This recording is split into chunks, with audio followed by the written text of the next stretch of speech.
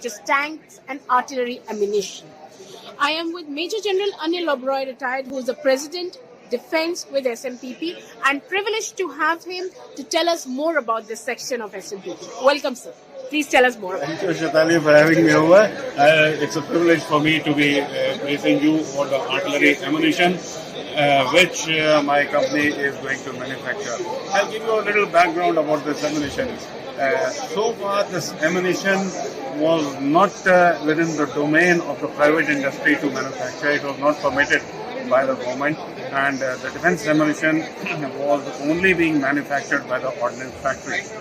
But since last about 3 to 4 years, now this wing has also been opened for the army, and therefore we are very proud to be one of the first private companies which is going to start manufacturing of the most modern and the state-of-the-art ammunition, and we are going to start off that with the manufacturing of artillery and the tank ammunition. These are both graded into the larger caliber of the ammunition for the defense forces. And for this purpose, we have already acquired 800 acres of land in Himachal Pradesh, where the construction work of our plant has already started, and we intend manufacturing absolutely modern ammunition with zero defects, and which will not only meet the demand of the armed forces of our country, but we also intend exporting this ammunition to various other countries and friendly countries in true spirit, with the motto being given to us by our Honorable Prime Minister, Make in India, Make for the World. That much what I have to say, how we are going to do it. Now I'll take you over to some of this ammunition which you see, which has been displayed over here. This is the 155 caliber ammunition. This is extended range full bore and boat tail ammunition, and this is extended range full bore base ejection ammunition. Now these ammunition are long range ammunition so far as 155 caliber is concerned. Our 105 millimeter guns can take on only up to about 18 kilometers of range. This ammunition is going to go around 40 kilometers and above.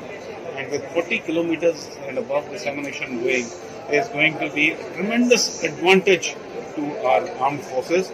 And this is the illuminating ammunition, which will illuminate the complete target area.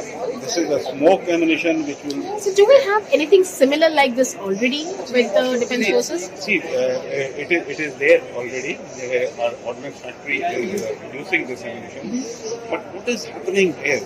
That so far we have only Bofors guns. The Bofors guns we acquired about 30 years back, and out of those 400 guns we acquired, there are only just about 200 guns which are remaining now. So the ordnance factory capacity is to produce only for small quantities of ammunition. Whereas India is now going in from 200 guns, India is going to 3,000 guns in the next 3 to 4 years. We have already started manufacturing our indigenous guns, Dhanush guns. We are manufacturing ATAGS guns in India. We have imported some guns, K9 Vajra guns have come from Korea, which we are manufacturing in India also. Then M777 guns, light howitzers, have come from USA. And then there are Soltam guns, which are again Indian guns. So therefore the wide variety, from just one Bofors, we are going into 6 varieties of this 155 millimeter guns, and the number is going to go from 200 to 3,000. So for these 3,000 guns, you require ammunition not only for the training purpose, but you also need ammunition stocking for war.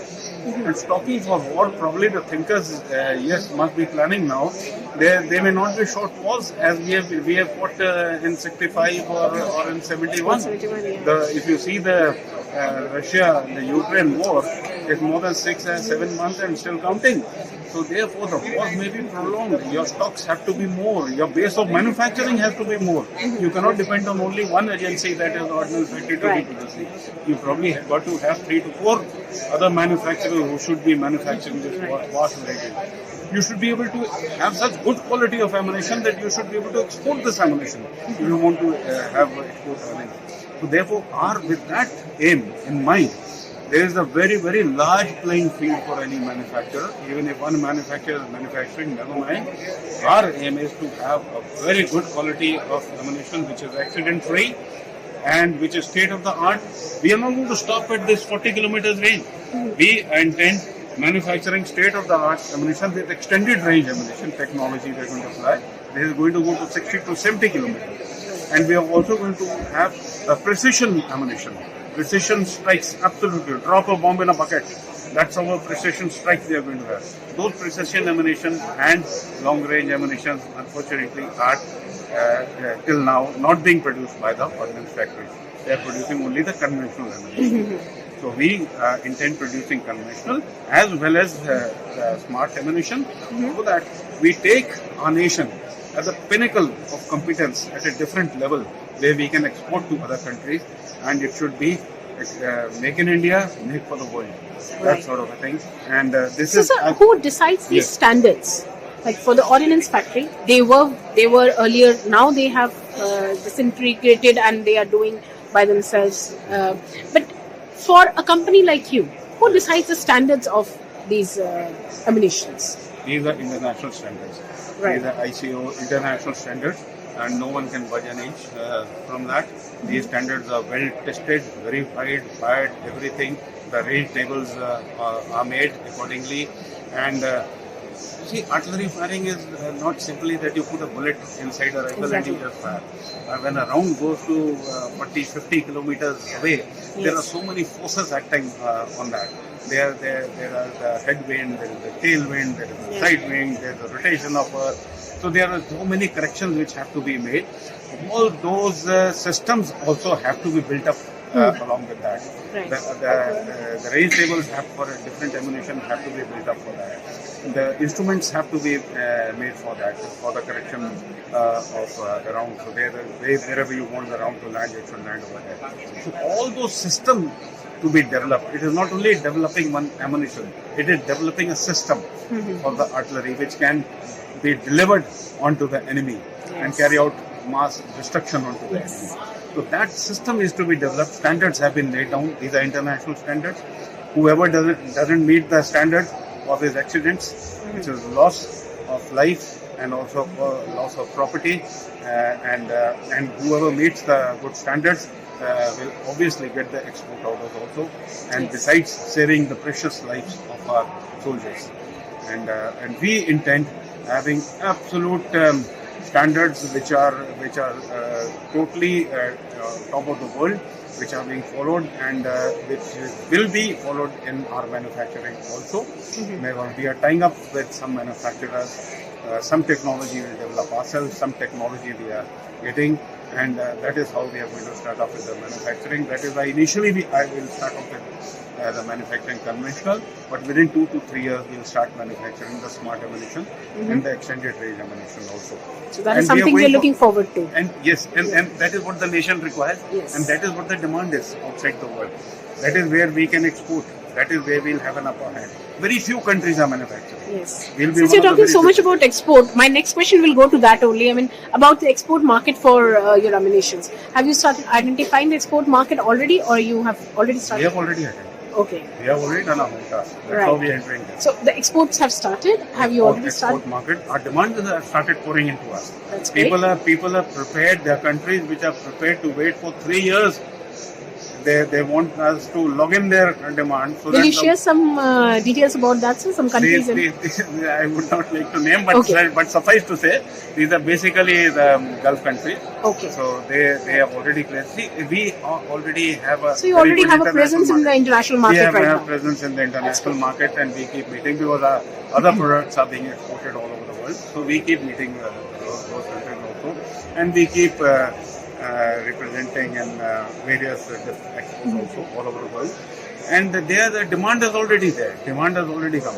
In fact, India demand is so much; it is so heavy, Yes. and for the next about 7 to 8 years, the demand. Of course, our defense market is huge, and that is why Yes, even the in international India market itself, is pouring in. As I told to you, join. from this 200 guns will go to 3,000 guns. So for, Yes. for these guns, manufacturing for the war reserves, for the training, and so many things. This itself is going to have plenty of demand. So demand is no problem for us. Right. Demand definitely come up.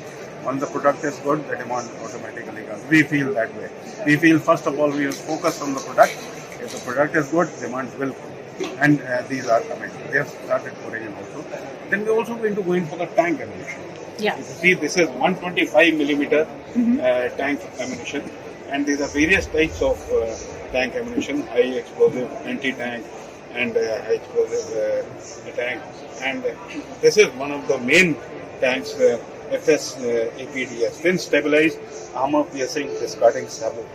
This is the main technology of the ammunition which India wants. So far, the penetration has been just about 500 millimeter, but we are intending to make this ammunition which will have a penetration of over 600 millimeter. That is what India requires now. So no one has in India, even ordnance factories have not been making. So what we are wanting to do is whatever we make, whatever we do, it should be one of the best in the world. And when I say best in the world, it should be from two factors. One factor is the safety factor, and for the supply to our own armed forces, so that we do not have any accidents in armed forces. The armed forces have confidence, great confidence. When a soldier sits on the gun and he gets to know this, the ammunition is from SMPP, he closes his eyes and he'll pull the trigger. That is what confidence we want to our soldiers to have. And second is, when our army uses, ours is a great army, which has a lot of respect all over the world. The moment someone listens that yes, this ammunition has been used in the army, by the Indian army, straight away the demands pour in. Like it has been happening for the bulletproof jackets for us. The moment it is that Indian army has used the bulletproof jackets, automatically the doors open for us. Same thing we are going to follow for the ammunition, and I've just showed you two types of ammunition. But besides this, over a period of time, we will also go in for other various calibers. We will also go in for naval ammunition. We'll go in for Air Force ammunition.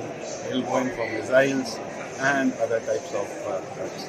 That is what our aim is. I'm sure God will help us in doing Of all course. this. And we want to do the best for our country.